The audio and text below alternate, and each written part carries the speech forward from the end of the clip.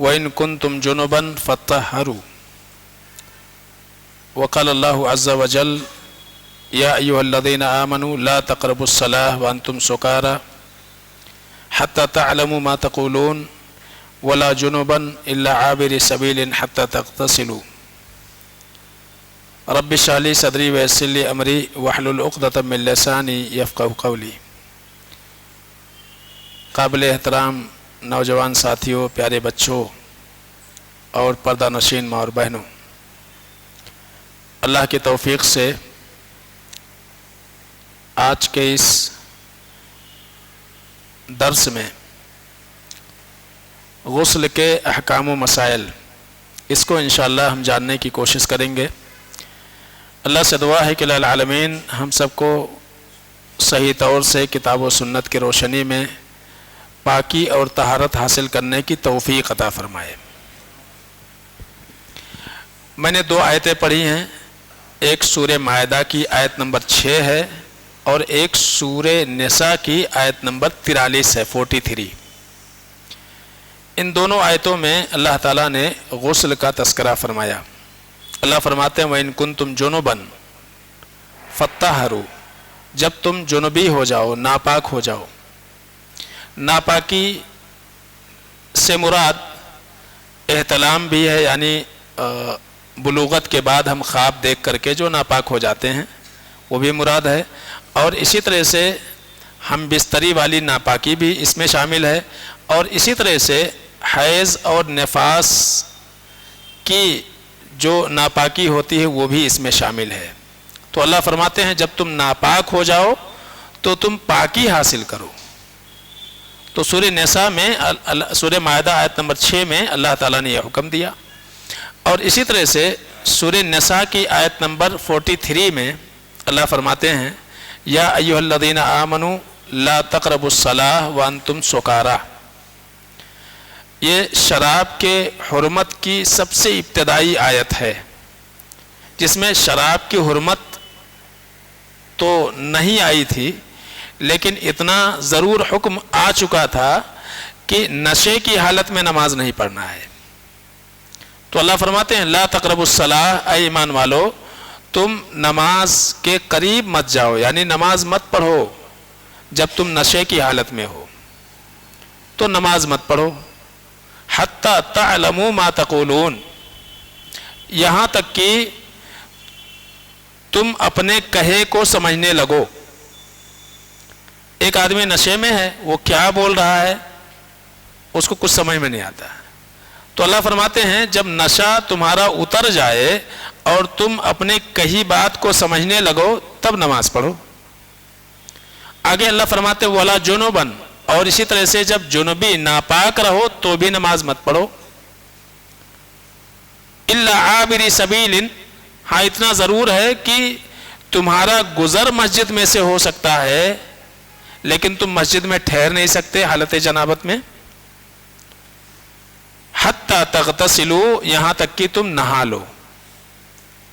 تو نہ تو جنوبی نماز پڑھے جب تک کہ نہا نہ لے، اور اسی طرح سے دوسرا حکم کیا ہے کہ جب نشے کی حالت میں رہے تو نماز کے قریب نہ آئے۔ یہ شراب کے ابتدائی آیات ہیں۔ قرآن عزیز اور اسی طرح سے اللہ کے نبی جناب محمد مصطفیٰ صلی اللہ علیہ وسلم کے فرامین کو دیکھتے ہوئے اہل علم نے اللہ کے نبی صلی اللہ علیہ وسلم سے 2 طریقے کا غسل اپنی کتابوں میں لکھا ہے کہ نہانا اور غسل کرنا 2 طریقے سے ہوتا ہے۔ سمجھ رہے نا کتنے طریقے سے؟ 2 طریقے سے۔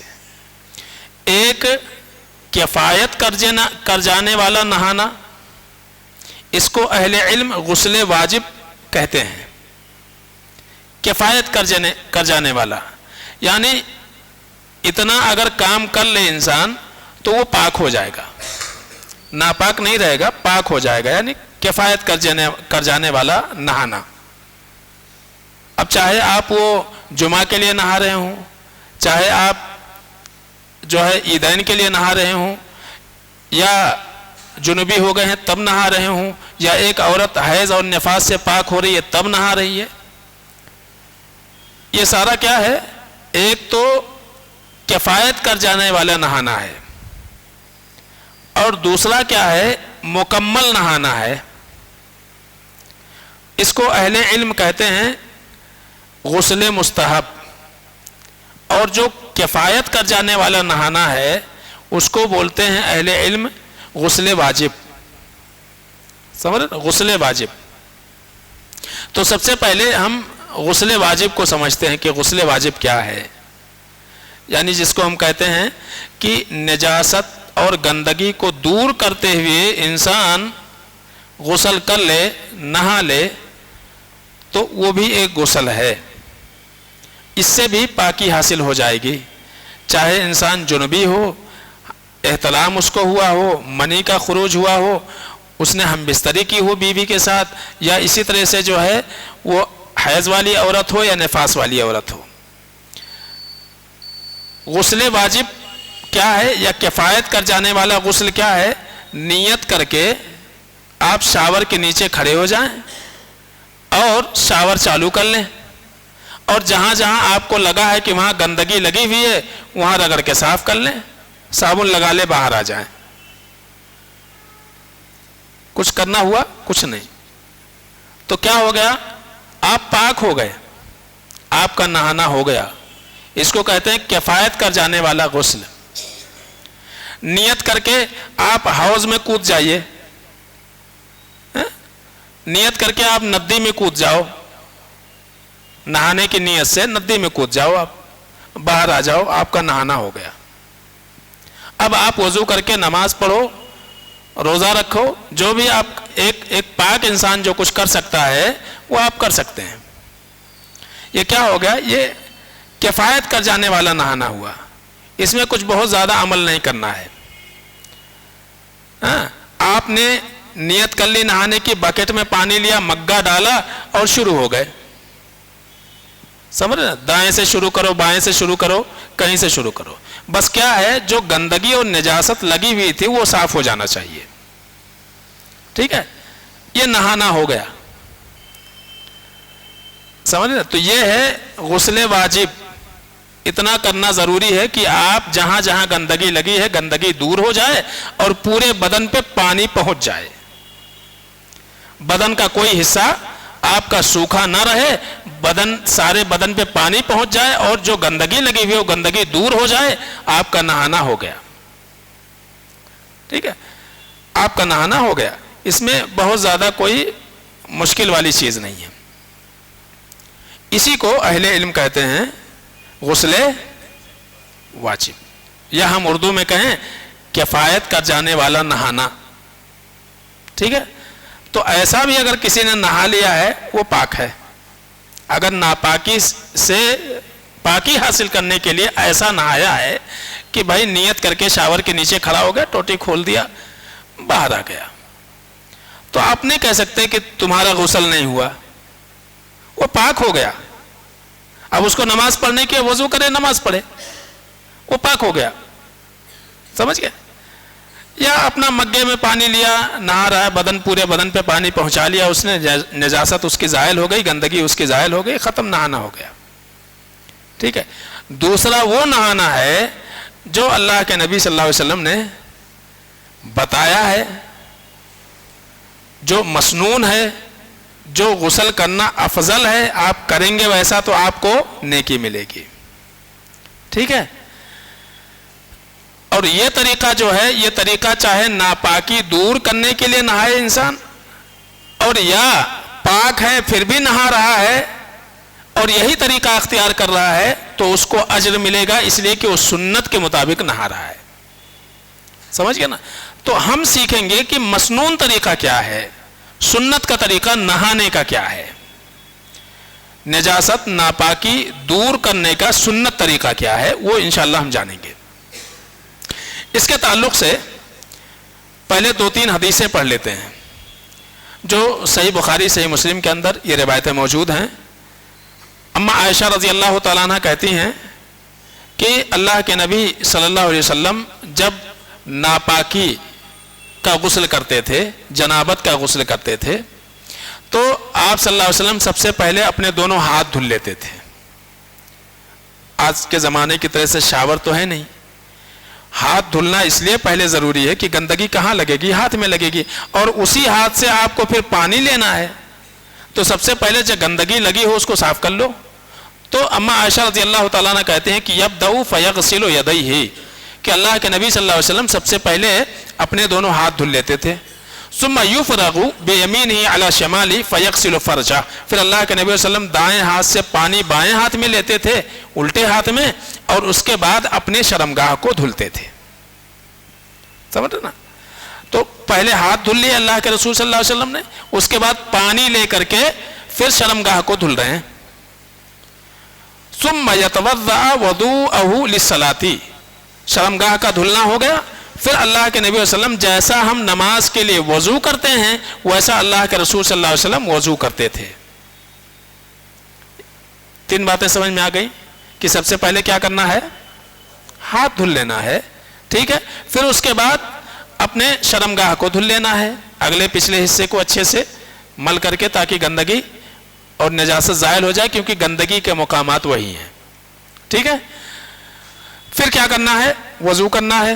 پھر کہتے ہیں ثم یأخذ الماء فیدخل اصابعہ فی اصول الشعر، اللہ کے نبی صلی اللہ علیہ وسلم پھر پانی لیتے تھے اور پانی لے کر کے اپنے بال کے جڑوں تک اس کو پہنچاتے تھے. پانی لینا ہے اور پانی لے کر کے اپنے بالوں کے جڑوں تک اس کو پہنچانا ہے، یعنی چمڑی تک پہنچانا ہے اس کو، پانی کو، ٹھیک ہے. کہتے ہیں حتی اذا راء قد استبرأ، جب آپ صلی اللہ علیہ وسلم کو احساس ہو جاتا تھا، سمجھ جاتے تھے کہ اب پانی جو ہے سر کے بالوں کے جڑوں تک پہنچ چکا ہے، حفن علی رأسہ 3 حفنات، پھر 3 چلو پانی لے کر کے سر کے اوپر 3 مرتبہ ڈال لیتے تھے. سمجھ گئے نا؟ تو پہلے تو بالوں کی جڑوں تک پانی پہنچایا اور پھر 3 چلو پانی سر کے اوپر ڈال لیا، ٹھیک ہے. ثم افاض علی سائر جسدہ، پھر اللہ کے نبی صلی اللہ علیہ وسلم سارے بدن پہ پانی ڈال لیتے تھے. ثم غسل رجلہ، اور اس کے بعد اپنے دونوں پیروں پر پانی ڈال کے دھل لیتے تھے، ٹھیک ہے. تو اس حدیث سے کیا پتا چلا کہ اللہ کے نبی صلی اللہ علیہ وسلم سب سے پہلے اپنے دونوں ہاتھ دھل لیتے تھے، پھر اس کے بعد پانی لے کر کے لیفٹ ہینڈ سے کیا کر لیتے تھے؟ شرمگاہ دھل لیتے تھے، نجاست کا جو مقام ہے وہ دھل لیتے تھے. اس کے بعد پھر کیا کرتے تھے؟ پھر پانی لے وضو کر لیتے تھے. وضو کرنے کے بعد پھر کیا کرتے تھے؟ پانی لے کر کے اور سر کے بالوں کی جڑوں تک پانی پہنچا لیتے تھے، ٹھیک ہے. پھر اس کے بعد 3 چلو پانی لے کے سر پہ ڈال لیتے اور پھر پورے بدن پہ پانی بہا لے کے اور پھر آخر میں اپنے پیر دھل کے نکل لیتے تھے. یہ اما عائشہ رضی اللہ تعالیٰ عنہ کہتی ہیں. حضرت میمونہ رضی اللہ تعالیٰ عنہ کہتی ہیں کہ اللہ کے نبی صلی اللہ علیہ وسلم کو غسل کی ضرورت تھی، میں نے آپ کے لیے پانی رکھا تو فافرغ یدیہ، میں نے پانی آپ کے دونوں ہاتھوں پر اڈیلا، فغسلہما مرتین او ثلاثا، تو اللہ کے نبی صلی اللہ علیہ وسلم نے 2 بار یا 3 بار اپنے ہاتھوں کو دھلا. یہ بھی وہی بیان کر رہے ہیں کہ پانی لیا اور سب سے پہلے کیا کیا؟ اپنے دونوں ہاتھوں کو 2 یا 3 مرتبہ اللہ کے نبی صلی اللہ علیہ وسلم نے دھلا.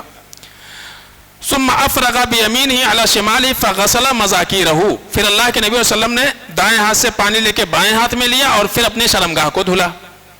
سیم حدیث. ثم دلک یدہ بالارض، پھر اللہ کے نبی صلی اللہ علیہ وسلم نے اپنے دونوں ہاتھوں کو زمین پر رگڑا، مٹی پر رگڑ کے اس کو صاف کر کے پھر دھل لیا ہاتھ، ٹھیک. اس کے بعد کہتی ہیں ثم مزمز واستنشق، پھر اللہ کے نبی صلی اللہ علیہ وسلم نے کلی کیا اور ناک جھاڑا، ناک میں پانی چڑھایا، جھاڑا. ثم غسل وجهہ، پھر اپنے چہرے کو دھلا، ویدیہ، اپنے ہاتھ دھلے، وغسل راسہ ثلاثا، اور 3 مرتبہ اپنے سر کو دھلا. ثم افرغ علی جسدہ، پھر اپنے سارے بدن پہ پانی بھر لیا. اب یہاں پہ دیکھیے پہلے میں کیا ہے کہ 3 لپ پانی لے، پہلے جو ہے پانی بالوں کے جڑوں تک پہنچایا، اور یہاں اس کا ذکر نہیں ہے. یہاں کیا ہے؟ 3 مرتبہ سر پہ پانی ڈال لیا اللہ کے نبی صلی اللہ علیہ وسلم نے، اور پھر پورے بدن پہ پانی ڈال لیا. اور دوسری چیز کیا ذکر ہے؟ یہاں جو ہے وضو کا ذکر نہیں ہے. کیا کیا ہے؟ آپ نے کلی کیا ہے اور اس کے بعد جو ہے چہرہ دھل لیا، دونوں ہاتھوں کو دھل لیا، اور اس کے بعد جو ہے سر کو دھل لیا. مسح کا ذکر نہیں ہے. پہلے میں کیا ہے؟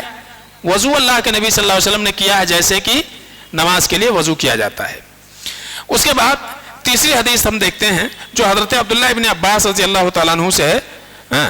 وہ کہتی ہیں کہتے ہیں کہ میری خالہ میمونہ نے مجھ سے یہ بیان کیا کہ اللہ کے نبی صلی اللہ علیہ وسلم کے لیے میں نے پانی رکھا غسل کا، جنابت کا، تو اللہ کے نبی صلی اللہ علیہ وسلم نے اپنے ہتھیلیوں کو 2 یا 3 مرتبہ دھلا، پھر پانی ہاتھ کو پانی میں ڈالا، اور اس کے بعد اپنے شرمگاہ کو دھلا اپنے بائیں ہاتھ سے، اور اس کے بعد پھر زمین پر رگڑ کر کے ہاتھ کو دھل لیا. اور کیسے؟ مطلب اچھے طریقے سے، دلکن شدیدہ، کہتے ہیں بہت اچھے طریقے سے جو ہے رگڑ کے اللہ کے نبی صلی اللہ علیہ وسلم نے ہاتھ دھلا. ثم توضأ وضوءه للصلاة، پھر اللہ کے نبی صلی اللہ علیہ وسلم نے جیسے وضو کے لیے نماز کے لیے وضو کیا جاتا ہے ویسا وضو کر لیا. ثم افرغ على راسه 3 حفنات ملء كفيه، پھر اللہ کے نبی صلی اللہ علیہ وسلم نے جو ہے 3 لب پانی لیا اور اپنے سر کے اوپر ڈال لیا. ثم غسل سائر جسدہ، پھر اپنے پورے بدن کو دھلا. ثم تنحى عن مقامه ذلك، پھر جس جگہ نہا رہے تھے وہاں سے تھوڑا سا ہٹ گئے. ثم آتیته فغسل رجليه، اور پھر جو ہے آپ صلی اللہ علیہ وسلم نے اپنے پیر کو دھلا. یہ 3 روایتیں ہو گئیں. ان 3 روایتوں میں اللہ کے نبی صلی اللہ علیہ وسلم کا جو طریقہ وضو ذکر ہے اس کو ہم تھوڑا اختصار کے ساتھ اس کو سمجھیں اب انشاءاللہ. تو مسنون غسل اور دیگر احادیث بھی اس تعلق سے ہیں، ساری پڑھیں گے تو بہت ٹائم لگے گا. 3 جو اہم مین چیزیں تھیں وہ میں نے آپ کے سامنے رکھ دی. اب آئیے دیکھتے ہیں کہ غسل کا، مسنون غسل کا طریقہ کیا بنتا ہے احادیث کی روشنی میں. سب سے پہلی چیز نیت کرنی ہے، اس لیے کہ ہماری نیت ہی عادت کو کیا بناتی ہے؟ عبادت. جزاک اللہ خیر. ہماری نیت کیا کرتی ہے؟ عادت کو عبادت بنا دیتی ہے. ٹھیک ہے نا؟ تو ہم پاکی حاصل کرنے کے غرض سے کیا کریں؟ نیت کر لیں. نہانا ہے ہم کو. کیوں؟ انما الاعمال بالنیات. ٹھیک ہے، پہلا کام. دوسرا کام کیا ہے؟ بسم اللہ. دوسرا کام کیا ہے؟ بسم اللہ. آپ حمام میں بھی رہیں تو پڑھ لیں. سمجھ گئے نا؟ ہاں، اس لیے کہ ہمارے یہاں عام طور سے اٹیچ باتھ روم ہوتا ہے. ٹھیک ہے، صرف اور صرف پیشاب پیخانہ کرتے ہوئے اللہ کا ذکر کرنا منع ہے. ٹھیک ہے، جب آپ کر رہے ہیں پیشاب یا پیخانہ تب اللہ کا ذکر نہیں کر سکتے ہیں. ٹھیک ہے، باقی ہمارے جو ٹوائلٹ ہوتے ہیں تو صاف ستھرے رہتے ہیں. ہاں، پانی ڈال دیے صاف ستھرا رہتا ہے. وہاں ایسا نہیں ہے کہ آپ وہاں نہائیں تو گندگی آپ کے اوپر اڑے گی، ایسا کچھ رہتا نہیں ہے. تو آپ طہارت خانے میں بھی اگر نہا رہے ہیں، اٹیچ باتھ روم بھی آپ کا ہے تو بسم اللہ پڑھ لیں. ٹھیک ہے نا؟ بسم اللہ پڑھ لیں. اس کے بعد تیسرا کام کیا ہے؟ ہاتھ دھل لیں. پہلا کیا ہو گیا؟ نیت کر لیں. دوسرا بسم اللہ پڑھ لیں. تیسرا کیا کریں؟ سب سے پہلے ہاتھ دھل لیں. ٹھیک ہے نا؟ ہاتھ دھل لیں سب سے پہلے. اس کے بعد جو ہے چوتھا کام یہ ہے کہ شرمگاہ، نجاست یعنی کمبر سے نیچے کا حصہ جو ہے اس کو اچھے طریقے سے آپ دھل لیں. میں کہوں گا کہ اگر صابن وغیرہ لگانے کی ضرورت ہے تو ابھی لگا لیں. ٹھیک ہے نا؟ سب سے پہلے نجاست، گندگی جو کچھ بھی ہے صاف کریں اگلے پچھلے حصے کو، اور صابن، شیمپو جو بھی آپ کو یوز کرنا ہے وہ آپ یوز کر لو. اس لیے کہ اس کے بعد پھر کیا کرنا ہے؟ آپ کو وضو کرنا ہے. سمجھے نا؟ تو پھر کیا کرنا ہے؟ پھر حدیث میں جو چیز ہے وہ یہ ہے کہ اللہ کے نبی صلی اللہ علیہ وسلم جب نجاست صاف کر لیتے تھے تو آپ صلی اللہ علیہ وسلم پھر اپنے ہاتھ کو دھل لیتے تھے. کیسے؟ مٹی پر رگڑ کر کے. کیوں دھلتے تھے مٹی پر رگڑ کر کے؟ کیونکہ صابن تھا ہی نہیں، ہے نا؟ صابن اور شیمپو تھا ہی نہیں اس زمانے میں، تو اس لیے اللہ کے نبی صلی اللہ علیہ وسلم اس کو کیا کرتے تھے؟ مٹی پر رگڑ کر کے دھلتے تھے. اور ہمارے پاس کیا ہے؟ بہت ساری چیزیں ہیں. تو ہم کیا کر لیں؟ صابن شیمپو لگا لیں، ہاتھ میں لگانے کا ہے. اس کے بعد جو ہے دھل لیں، ہاتھ دھل لیں. اس کے بعد ہم پھر کیا کریں؟ وضو کر لیں. کیسے؟ جیسے کہ ہم نماز کے لیے وضو کرتے ہیں. اب یہاں ایک چیز آپ کے ذہن میں رہے کہ ذکر یہ ہوا کہ اللہ کے نبی صلی اللہ علیہ وسلم، ایک روایت میں ہے کہ آپ نے غسل کرنے کے بعد تھوڑا سا ہٹ کے پھر پیر دھلا ہے. سمجھ گئے نا؟ اس کی وضاحت میں انشاءاللہ کر رہا ہوں آگے. تو کیسا کرنا ہے؟ جیسا ہم نماز کے لیے وضو کرتے ہیں ویسا مکمل طریقے سے وضو کر لیں. اب وضو کرنے میں آپ کا پیر دھلنا بھی آ گیا نا، ہے نا؟ پیر دھلنا بھی ہو گیا. ٹھیک ہے. اب جو احادیث میں ہے کہ اللہ کے نبی صلی اللہ علیہ وسلم تھوڑا سا ہٹ کر کے پیر دھلتے تھے، اس کی وجہ کیا تھی؟ اس لیے کہ آج کے طرح سے ٹائل نہیں بچھے تھے ٹوائلٹ میں یا نہانے کی جگہوں پہ، ٹائل اور فرشی تو تھی نہیں. کیا تھا وہاں پہ؟ کچی مٹی تھی. سمجھ، آپ نہائیں گے وہاں پہ تو کیا ہے، پورا چھیٹا وہیں پڑے گا اور پانی بھی جمع ہو جائے گا. ٹھیک ہے نا؟ تو پانی جمع ہو جاتا تھا وہاں پہ، اور وہی مٹی جو ہے جب پانی آپ نہا رہے ہیں تو ظاہر سی بات ہے وہ کیچڑ ہو جائے گا وہاں پہ.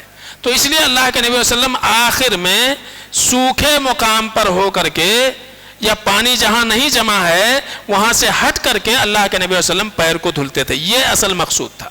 ورنہ ایسا نہیں کہ غسل میں پیر آخر میں دھلیں آپ، نہیں، جیسا مکمل طریقے سے آپ وضو کرتے ہیں مکمل طریقے سے وضو کر لیں. ٹھیک ہے نا؟ وضو کرنے کے بعد کیا کرنا ہے؟ پانی لینا ہے اور سب سے پہلے اپنے بالوں کے جڑوں تک پانی پہنچانا ہے. بالوں کی جڑوں تک پانی پہنچانا ہے. اب ایک خاتون ہے، عورت ہیں جو ہماری مائیں اور بہنیں ہیں، وہ کیا ہے، چوٹیاں باندھی رہتی ہیں، ہے نا، چوٹیاں باندھی رہتی ہیں.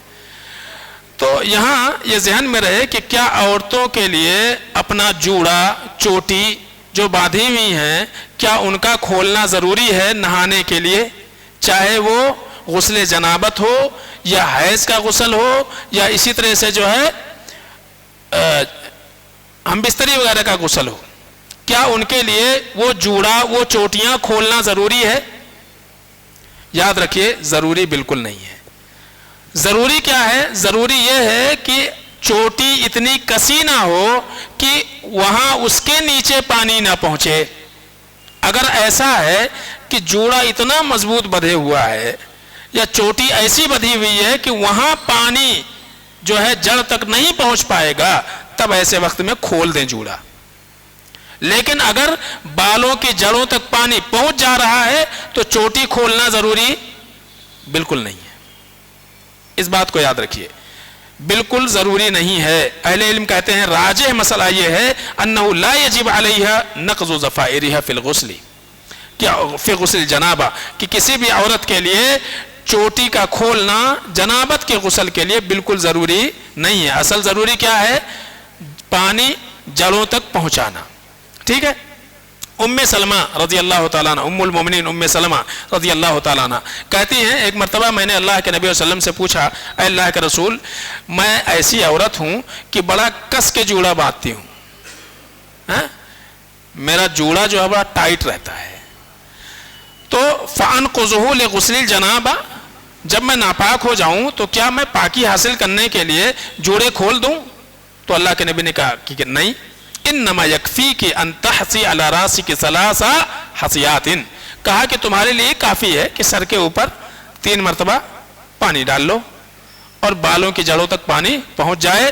ثم تفیدین علیک الماء، اور پانی جو ہے کیا ہو جائے، پھر اس کے بعد اپنے اوپر پانی بہا لو تو کیا ہو جائے گا، فتطہرینا، تم پاک ہو جاؤ گی. یہ صحیح مسلم کی روایت ہے. تو جوڑا کھولنے سے متعلق ام سلمہ رضی اللہ تعالیٰ عنہ نے پوچھا تو اللہ کے نبی نے منع کر دیا. اسی طرح سے صحیح بخاری ہی میں اور صحیح مسلم میں بھی یہ روایت موجود ہے کتاب الحیض میں، اما عائشہ رضی اللہ تعالیٰ عنہ کو کہیں سے خبر لگی. کیا خبر لگی؟ خبر یہ لگی کہ عبداللہ بن عمر بن عاص رضی اللہ تعالیٰ عنہ یہ عورتوں کو کہتے ہیں کہ تم جوڑا کھول کے نہاؤ. یہ خبر لگی اما عائشہ رضی اللہ تعالیٰ عنہ کو. تو آپ نے یہ کہا، اما عائشہ نے کہا کہ بڑے تعجب کی بات ہے، عبداللہ ابن عمر کے اوپر وہ عورتوں کو کہتے ہیں کہ جوڑا کھول کے نہاؤ، وہ ایسا کیوں نہیں کہتے کہ سر مڑا کے نہاؤ؟ اما عائشہ رضی اللہ تعالیٰ عنہ کہتی ہیں کہ یہی خالی فتویٰ کیوں دیتے ہیں کہ جوڑا کھول کے نہاؤ، ارے کہتے کہ سر مڑا کے نہاؤ. افلا یأمرون ان یحلقن رؤوسہن، وہ کیوں نہیں ایسا کہتے کہ سر مڑائی کے نہاؤ، نہ رہے گا بال. سمجھنا؟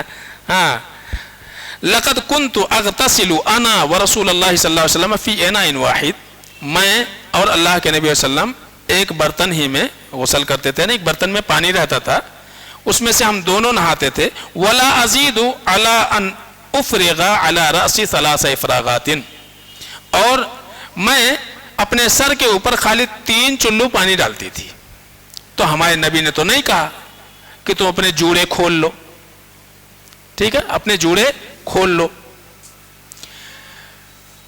تو یہ ہو گئی اس تعلق سے کہ چاہے وہ حیض و نفاس والی عورت ہو یا اسی طرح سے غسل جنابت ہو, کوئی بھی غسل ہو جو ناپاکی سے پاکی حاصل کرنے کے لیے آپ کر رہے ہیں, تو خواتین کے لیے اپنے چوٹیوں کو کھولنا, اپنے جوڑوں کو کھولنا یہ ضروری نہیں ہے نہاتے وقت. ہاں اتنا ضروری ضرور ہے کہ وہ اپنے بالوں کے جڑوں تک پانی پہنچائیں. سمجھ رہے نا, بالوں کی جڑوں تک پانی پہنچائیں.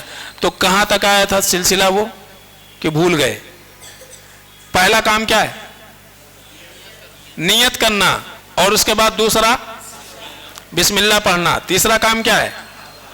ہاتھ دھل لیں گے. چوتھا کام شرمگاہ دھل لیں گے آگے پیچھے, اور اس کے بعد کیا کرنا ہے؟ اچھے سے ہاتھ دھل لیں گے, ہے نا. اس کے بعد کیا کریں گے؟ وضو کر لیں گے, ہیں جیسے کہ ہم نماز کے لیے کرتے ہیں. اس کے بعد پانی لے کر کے بالوں کی جڑوں تک اس کو پہنچائیں گے رگڑ رگڑ کر کے, ہیں. اس کے بعد کیا کریں گے؟ 3 مرتبہ بھول جا رہے ہیں نا, 3 مرتبہ کیا کرنا ہے؟ سر پہ پانی ڈالنا ہے 3 مرتبہ, ٹھیک ہے نا. 3 مرتبہ سر پہ پانی ڈالنا ہے. اس کے بعد پھر کیا کرنا ہے؟ پھر پورے بدن پہ پانی ڈال لینا ہے, ٹھیک ہے. ہاں, پورے بدن پہ پانی ڈال لینا ہے. اب یہاں بعض روایتوں میں ہے کہ آپ نے بدن کو مل مل کے نہایا. کیا وجہ تھی ملنے کی؟ پانی کم رہتا تھا, سمجھ, تھوڑا پانی زیادہ حصے تک بدن کے پہنچ جائے, ٹھیک ہے. تو اس لیے جو ہے مستحب ہے کہ انسان پانی پہنچانے کی کوشش کرے پورے بدن پر, پورے بدن پر جہاں بھی ایسا لگے کہ پانی وہاں نہیں پہنچ سکتا ہے وہاں پانی پہنچا لے, ٹھیک ہے. تو یہ ہے غسل کرنے کا طریقہ. سمجھ میں آ گیا ہوگا. ایک بار اور دوہرا دیتے ہیں. سب سے پہلے کیا کرنا ہے؟ نیت کرنی ہے. نمبر 2 بسم اللہ. نمبر 3 ہاتھ دھل لینا ہے. نمبر 4 شرمگاہ کو دھلنا ہے, گندگی صاف کرنی ہے. اور نمبر 5 ہاتھ دھل لینا ہے نا, کیونکہ ابھی رگڑ رہے تھے سب, تو ہاتھ دھل لینا. نمبر 6 وضو کر لینا ہے. نمبر 6 کیا کر لینا ہے؟ وضو کر لینا ہے. نمبر 7 پانی لے کر کے بالوں کی جڑوں تک پہنچانا ہے. نمبر 8 3 بار سر پہ پانی ڈال لینا ہے. نمبر 9 پورے بدن پہ پانی ڈال لینا ہے. یہ ہو گیا غسل کا طریقہ. مشکل ہے؟ بہت آسان ہے, ٹھیک ہے. اللہ توفیق دے کپڑے پہن کے نہاؤ, بہتر ہے. اور اگر توفیق نہ ہو تو ننگے بھی نہا سکتے ہیں, کوئی حرج نہیں ہے, ٹھیک ہے نا. اور یہاں ایک اور چیز جو ہے وہ یہ بھی ذہن میں رہے. اب آپ نے وضو کر لیا ہے, ٹھیک ہے نا, وضو کر لیا ہے. اگر دوران وضو آپ کا ہاتھ آپ کے شرمگاہ پر نہیں لگا ہے, ٹھیک ہے. شرمگاہ اور سطر دونوں میں فرق ہے, یاد رکھیے. سطر اور شرمگاہ میں فرق ہے. عمومی طور سے جب ہم شرمگاہ کہتے ہیں تو لوگ سمجھتے ہیں کہ کمبر سے لے کے گھٹنے تک, سمجھے نا, گھٹنے سے لے کے یعنی ناف سے لے کے اور گھٹنے تک اس کو سطر بولا جاتا ہے. یہ ڈھکا رہنا ضروری ہے, یہ سطر میں آتا ہے, ٹھیک ہے نا. گھٹنا ڈھکا رہے یہ سطر میں آتا ہے. لیکن شرمگاہ کیا ہے؟ شرمگاہ یہ ہے پیشاب اور پیخانے کا راستہ, سمجھ گئے نا. یہاں ہاتھ لگنا نہیں چاہیے. دوران غسل آپ نے وضو کر لیا ہے, اس کے بعد آپ کا ہاتھ آپ کے شرمگاہ پہ نہیں لگا ہے, اور اب اس کے بعد آپ جب فارغ ہو کے کپڑے وپڑے بدل کے باہر آتے ہیں, آپ کا نہانا بھی ہوا اور آپ باوضو بھی ہیں. کیا ہیں آپ باوضو بھی ہیں. اس لیے اگر نماز کا وقت ہو گیا تو آپ کو دوبارہ وضو کرنے کی ضرورت نہیں ہے. ٹھیک ہے, دوبارہ وضو کرنے کی ضرورت نہیں ہے. ہاں یہ ہے کہ نہانے کے دوران اگر آپ کا ہاتھ لگ گیا آپ کی شرمگاہ پر تو ایسا نہیں ہوا کہ آپ کا غسل ہی نہیں ہوا. مان لو آپ نے پہلے دھل کے وضو کر لیا اور نہا رہے تھے, پھر صابن وابن لگایا, پھر لگا آپ کو کہ یار اندر صابن چلے گیا, صاف نہیں ہو رہا ہے, تو پھر آپ نے ہاتھ ڈالا پھر صاف کر لیا, تو دوبارہ آپ کو وضو کرنے کی ضرورت نہیں ہے. سمجھ گئے نا.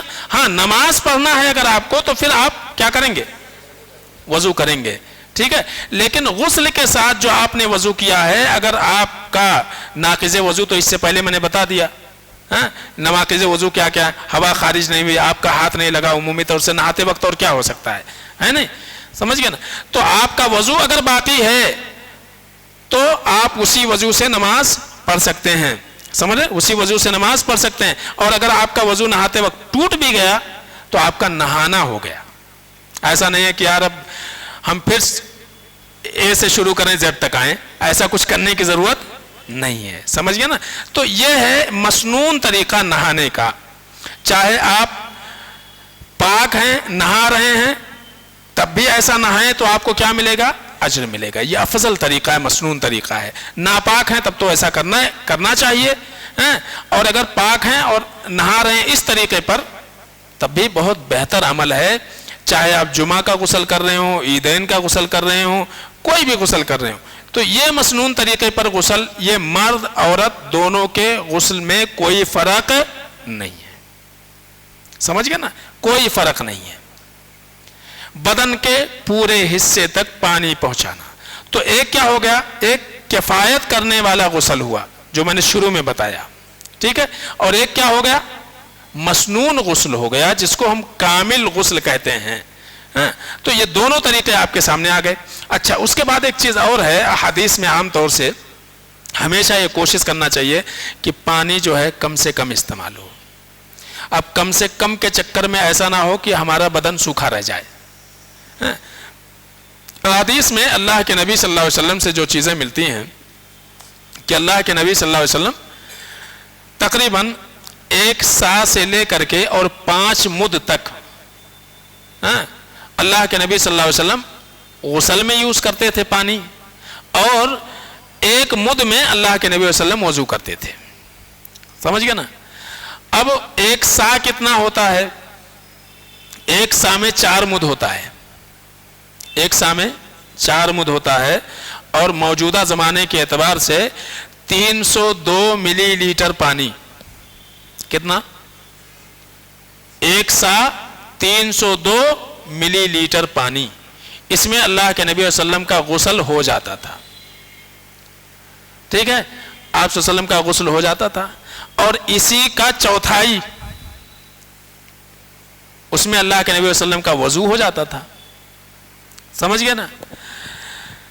تو اس سے یہ بتانا مراد نہیں ہے کہ پانی اتنا ہی استعمال کرنا چاہیے, نہیں, بلکہ یہ ہے کہ اہل علم کہتے ہیں, ایک روایت میں یہ بھی ہے, ایک روایت میں فرق کے الفاظ ہیں کہ اللہ کے نبی صلی اللہ علیہ وسلم ایک فرق میں جو ہے, فرق کیا ہے, فرق ایک برتن ہے, برتن, ایک برتن ہوتا تھا, اس برتن میں تقریباً 9 لیٹر اور 6 ملی لیٹر پانی آتا تھا. 9 لیٹر اور 6 ملی لیٹر پانی آتا تھا. لیکن اس میں یہ ہے کہ اماں عائشہ کہتے ہیں میں اور اللہ کے نبی صلی اللہ علیہ وسلم دونوں نہا لیے اس پانی میں. امام شافعی رحمۃ اللہ علیہ اور اسی طرح سے امام احمد بن حنبل رحمۃ اللہ علیہ یہ کہتے ہیں کہ جتنی بھی احادیثیں اس طرح کی آئی ہیں اللہ کے نبی صلی اللہ علیہ وسلم کے وضو اور غسل میں پانی کے متعلق, کہتے ہیں کہ اس سے پانی کی مقدار بتانا مقصود نہیں ہے کہ آدمی اتنا ہی پانی میں نہائے ورنہ اس سے زیادہ میں نہائے گا تو گنہگار ہوگا, یہ بتانا مقصود نہیں ہے. صرف یہ بتانا مقصود ہے کہ اللہ کے نبی صلی اللہ علیہ وسلم اتنا ہی میں کر لیا کرتے تھے, اتنے میں کر لیا کرتے تھے. وضو اور غسل کے لیے پانی کا جو مسئلہ ہے وہ انسان کے حالات کے پیش نظر ہے. کوئی دبلا پتلا ہے اس کو کم لگے گا, کوئی ناٹے قد کا ہے اس کو کم لگے گا, کوئی بہت موٹا ہے لمبا تلنگا ہے تو اس کو تو پانی زیادہ لگے گا. سمجھ گئے نا. پھر گرمی اور سردی کا مسئلہ بھی ہے. ہیں. تو یہ ہے کہ اسراف نہیں ہونا چاہیے. کہنے کا مقصد ہے کہ فضول 3 بار شیمپو لگا رہے, سمجھے نا, 1 بار صابن, 2 بار شیمپو, پھر یہ اور پھر وہ, پھر باڈی لوشن اور پھر کیا کیا لگا کے نہ رہے. تو بہرحال کہنے کا مقصد ہے کہ اسراف بالکل نہیں کرنا چاہیے, اسراف نہیں ہونا چاہیے. ٹھیک ہے, بس یہ ہے کہ کوشش کرے آدمی عبادت میں بھی پانی پر احتیاط کرنا ضروری ہے. ٹھیک ہے, چاہے وہ وضو ہو یا غسل ہو. تو ہم کو سوچنا چاہیے کہ ہمارے نبی صلی اللہ علیہ وسلم اگر اتنے کم میں کر لیا کرتے تھے, آج ہم تو حساب ہی نہیں لگا سکتے ہیں, ہے نہیں, کچھ ہے حساب, ہیں طہارت خانے میں جاتے ہیں یا وضو کرنے کے لیے بیٹھتے ہیں, کتنا پانی گراتے ہیں, سمجھ رہے نا. ہاں, جتنا احتیاط ہو سکے ہم کو احتیاط بالکل برتنا چاہیے, پانی کے استعمال میں بہت زیادہ ضروری ہے. تو پتہ چل گیا غسل کا طریقہ مسنون. تو 2 طریقہ کا میں نے بتایا. رہ گیا ایک اہم مسئلہ یہ بتانا ہے کہ ابھی تک وضو کا طریقہ آ گیا, تیمم کا طریقہ آ گیا, اس سے متعلق احکام و مسائل آ گئے, اور غسل کا طریقہ آ گیا. ان تینوں مسئلوں سے متعلق کسی کو اگر کچھ سوال کرنا ہے, کچھ پوچھنا ہے, تو گزارش یہ ہے کہ اس کو آپ لکھ کر کے اپنے موبائل میں یا پیپر پر آپ لکھ کر کے رکھو. ہماری ماں اور بہنوں سے بھی گزارش ہے لکھ کر کے رکھیں, اور اگلا جب نیکسٹ جو ہے اگلا ہفتہ جب رہے گا تو ہم کو پہلے دے دیجئے گا.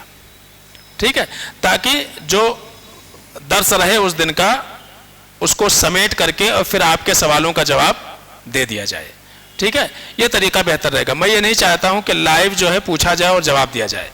آپ سوچ کر کے ہفتے بھر میں جس کو جو مسائل کی پریشانی ہو, وضو سے متعلق, تیمم سے متعلق, غسل سے متعلق کچھ چیزیں, میں کوشش کرتا ہوں کہ وہ سارے سوالات جو آپ کر سکتے ہیں وہ میں اس کا جواب درس میں دے دوں.